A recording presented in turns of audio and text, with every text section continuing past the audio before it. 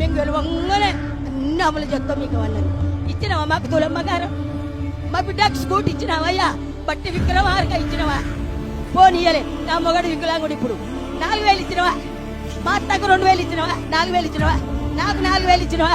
తులమ్మ గారు నీదేనా? నక్లీసు నీలేనా? మాటలు ఎందుకు మాట్లాడిర్రు? ఎందుకు మాట్లాడిర్రు?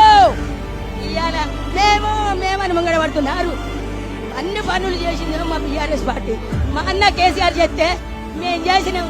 ఒకటే ప్రాజెక్టు కట్టుకొని ఇది గుంగిపోయింది, ఇది గుంగిపోయింది, ఇది గుంగి దాసిన మొగడా ఏరుండు, దాసిన మొగడా ఏరుండు అని స్వచ్ఛమైన బర్రెకు బుడ్డెడు పాలిచ్చని ఆ స్వచ్ఛమైన బర్రె పట్టుకుని ఏడుతాను. మా అన్న చేసిండు.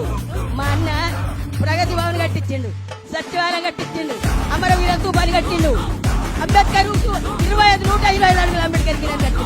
దానికి ఎదురుగా తెలంగాణ తల్లిని పెట్టింది. దానికి ఎదురుగా అమరవీరులతో ముసలోళ్ళు తిరుపతి పోతురని యాదాద్రి అప్పు కాదా? అప్పు కాదా? అది యాదాద్రి కట్టించింది. అయ్యా నువ్వు పెట్రోల్ రైలు చేసినావా? బస్సు వేసినావు. బస్సు నీ బస్సు పాడువాడా కొట్టుకుంటున్నారు.